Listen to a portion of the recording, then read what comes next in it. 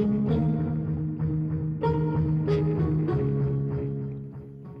what you're gonna need for today is a lovely Pyrex dish, a glass dish where you can fit in about 2 quarts.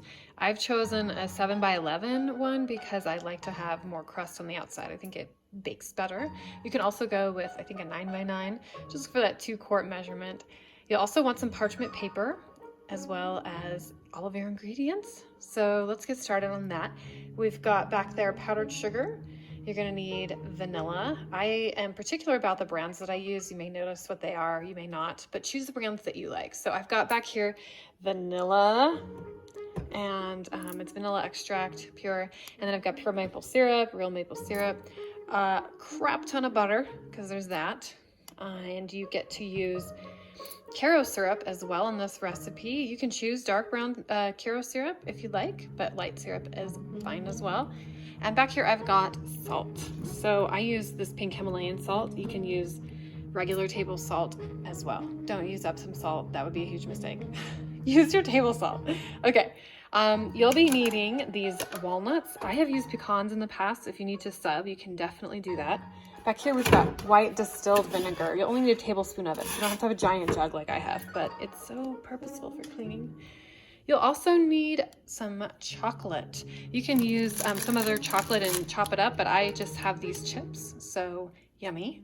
You choose the chocolate chips that you like. And then I've got brown sugar in here. Yeah, it looks like I bake a lot, and I do. So these eggs are for my chicken. You're gonna need 3 eggs for this recipe. And I got out my full cup, my 1/3 cup, a tablespoon, and a teaspoon right there. You can vary those measurements a little bit with a teaspoon. So you may get out like a 1/4 teaspoon or a 3/4 teaspoon for measurement. Then you'll need a bowl or 2. I use the same bowl, but you can get out 2 big, large bowls, one for the crust and one for the filling, a nice whisk, and also some all-purpose flour. I do have a giant tub of that. So there you go, there's your ingredients. All your sugars, all your sweet things, and flavorings. Okay, now we are going to make the crust for this maple tart bar. And if you notice, I got some more tools out. I've got this knife out for butter and this little beauty to squish that pastry sort of thing. And then I got my tablespoon measurement out, as well as my teaspoon. So what I'm gonna do is start with the flour. So for this, we're gonna need the flour, the salt, the butter, and the powdered sugar. So first off, you're gonna do the 1.5 cups of all-purpose flour. Here we go, I measured out for you, but you get to watch me measure out this other stuff. So you're gonna do 5 tablespoons of powdered sugar, and I'm really exact when I measure, so get that in there. 5 tablespoons, maybe you like it less sugary, maybe you like it more sugary. You get to choose in this situation. If it's lumpy, that's okay, because you're just gonna squish it up. I think this is 5, right? There's 5. Okay, so there's that, and then I like salt. So although my butter is salted, I am going to use a little bit of salt. That is up to you. You can do unsalted butter, and you can do no salt in the crust. Or you can do, what I have written down for you is 1/4 to 3/4 tablespoon of salt. So get your salt on if you like it. Okay, so the other thing, you can do sticks of butter. What you're getting is 3/4 cup of butter. And again, mine is salted, but you don't have to do salted. So you're going to cut one of them in half, set that aside, and this next one, you can just go ahead and dump the whole thing in there as such. So I like to cut it up a little bit, get it started, and I use this knife again when I'm cleaning out this tool. So let's get started. Just get that pre-chop, and then you're gonna mix all the ingredients together. So some people do this by hand. I like this tool. You notice it gets stuck in there, so I can use my knife to get that off. But you're gonna squish it and squish it until it gets to like pea-sized crumbles of butter. And once it's there, you'll be able to pack it into that pan over there. So make sure your pan has some paper in it so that you don't get stuck to the pan. That's not fun to clean, right? Thank goodness for parchment paper. So get that in there, and we will get this in there too. All right, and while I'm mixing this, you can kind of see how that's gotten. I'm gonna mention that let's get the oven on to 350. Bake 350. There we go, my fun little noises over here. And you may notice in this video that there are some children in the background and that I don't have super nice stuff. Do you never notice on like cooking shows where everything is super pristine and beautiful and there's fancy packages to hold the ingredients instead of just the packages they come in? I am not that kind of video, but this is a really good treat. So kudos for coming here to the not prettiest stuff. Oh, and if you like my bracelets, give me a shout. I have a wonderful gal who makes these bracelets. And yeah, so this is coming close to how I want it to look. Kind of when it turns into layered. That's what I like. Here, I'll show you. Kind of, you get like chunks of it. That is what I like to see when I make this crust. So I'm gonna give it a little more mix, and then I'm gonna get my pan over here with my parchment paper in here and press this in. So make sure your hands are clean. Okay, so you can see this consistency, it looks good. I am going to get it into this prepared pan over here. Again, a glass Pyrex pan is what I use. It is 9 by 11. Let me double check. 7 by 11, that's right.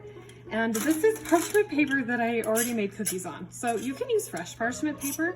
I'm just a recycle, reduce, reuse kind of a person, or lazy, whatever you want to call it. I like to think of it as recycling, and that's how I do it. So you're gonna take this, just dump it in here, and you're just gonna press it down. And I use that bowl again for the internal stuff. So I'm gonna just press it down.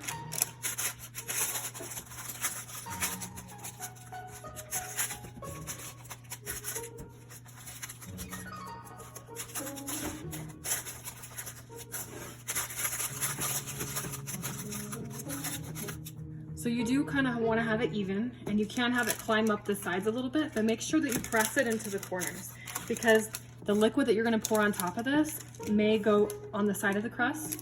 So it's nice to have a little ledge to maybe prevent that. It's hit and miss, I'm not going to lie, at least in my experience. So, okay, for me, that's flat enough. You may want to be more precise with that so that it cooks evenly. I don't have problems with that, so it's all good. So this is gonna go in the oven for 20 minutes. Give it a slight brown edges, and then because it's gonna go in the oven later. So middle rack into the oven at 350 for 20 minutes. Okay, to get started on the filling, you're gonna get this butter going. So what you need is 6 tablespoons of butter, and luckily mine has a little measurement on here. And then you're gonna get that butter melted. So you can either melt it on the stove top, or you are going to do it right in the microwave. So get it in the bowl. I like to cut it up again. Cooks a little more evenly, because that's right, I'm using a microwave. And off we go into the microwave. All right, now that you've got the melted butter, you're gonna go ahead and add the brown sugar. So that'll be 1 whole cup of packed brown sugar. And a little note about brown sugar, if you ever have it feeling like crusty and it's too stiff, if you put a piece of bread in there, it'll smooth out and stay nice and moist. Okay, so there's my 1 cup of brown sugar. And right now I'm gonna go ahead and add that sifted cup of flour, or excuse me, fourth cup of flour. That'll help things set nicely. Okay, and I'm actually gonna give this a little whisk right here, kind of break it up. Make sure those chunks of flour out, and the brown sugar will de-chunkify. That's a new word. De-chunkify. All right, and we're also gonna add our salt at this time, and that's gonna be an actual teaspoon right in there. You can omit that if you're not a salt person as well. Next, I'm gonna add that 1 tablespoon of distilled white vinegar. Gives it a nice little tang. I don't know the other reasons for the insertion of this. But I'm also now gonna do this little whisking again. Break things up. An interesting texture there. Okay, now I'm gonna add some vanilla. So I'll make sure this is nice and shook up. And this you're gonna do 2 teaspoons. 1 and 2. All right, on to the maple syrup. You're gonna do a 1/3 cup of maple syrup. In some recipes, you can do a full 2/3 cup of maple syrup, but it is so runny. I like to do the Karo syrup as well, and I make sure that your filling has that texture consistency instead of like crystallized chunks or anything. The Karo syrup will definitely, or the corn syrup, obviously I'm using Karo syrup brand, will help that texture. So we can get that in there. Next, we're gonna get those 3 eggs. You do need to make sure that they are room temperature. Luckily mine are like fresh from the chicken, so they're definitely room temperature. And put it there. And we'll get our eggs in there and give it a good mix. And sorry about the hay there. Don't get that in your stuff. I'm not a one-handed egg cracker. I've never tried that. Okay, hay on my fingers. Time to wash those hands. And here we go. Break up the eggs. Not the prettiest thing, but get it mixing until it's a really nice, consistency. Make sure it's all mixed in. So I'll whip that a little bit. And while I'm whipping it up, the next step, you're gonna put this into your crust. And make sure that the crust is completely cooled before you put this in there. There you go. And that'll be 350. You want it on the lower part of the oven, so you're cooking the crust more. Just get a nice whip in there. It's not necessary to use like a fancy mixer, and if you don't want to spend your time mixing, you can certainly do that. Okay. So we better make sure our crust is prepared. Let's get back to the crust. All right, the recipe calls for 3/4 cup nuts, and that's because you can either do 1/2 cup or you can do a full cup. It just depends on how much nuts you like, how much you like your nuts. Okay, so this doesn't seem like quite enough for me, so I might do more. But we'll call it good for this recipe. So you choose, you do you. I like to make sure they're evenly spread out, although when you pour on the liquid, they do move a little bit. The other reason I like to do this hot is because I put my chocolate on while it's hot, and that I like to get around evenly too. A little chocolate in each bite. So make sure your hands are clean.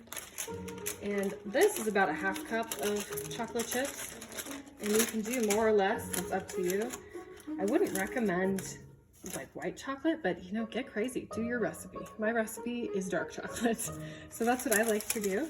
And I do like to have them even, so I get a little bit of each flavor in every bite. The nice thing about doing this when the crust is hot is the chocolate kind of melts down there, because I in the past have used chocolate bars, other chocolate chips, and it just kind of keeps them in place. So make sure you have them distributed where you want, and then once this cools, you can get your filling on top of this.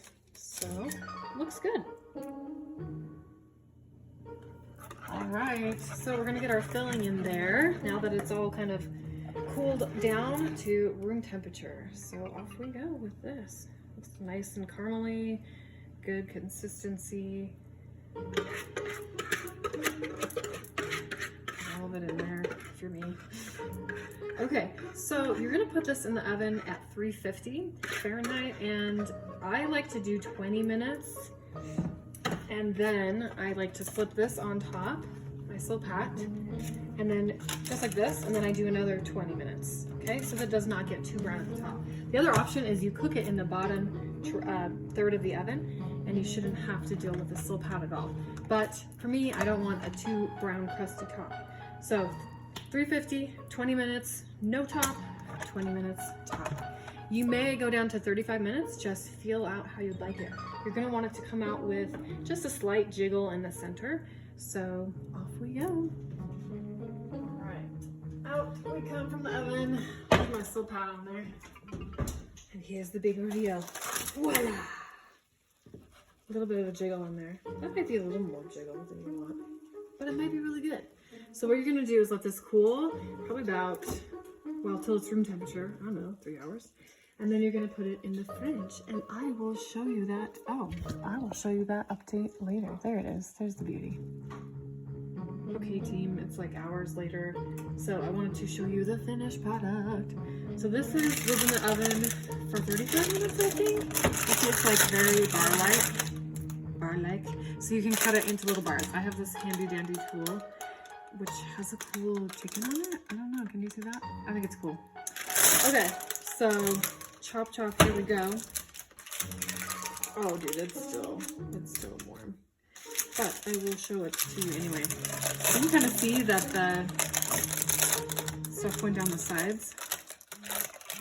You can also see the crust and the layers. As far as this goes, I would let it sit longer. Oh, you can't even see that. Okay, I would let this sit longer. It's got the nice layers, and you can taste that. I like to let it sit overnight or for a day so that it kind of seasons, in my opinion. Just gets a better flavor. But yeah, you got those nice layers and crunchy bottom, kind of gooey top and caramelized side. So I hope you get to enjoy this treat like I do. Yeah.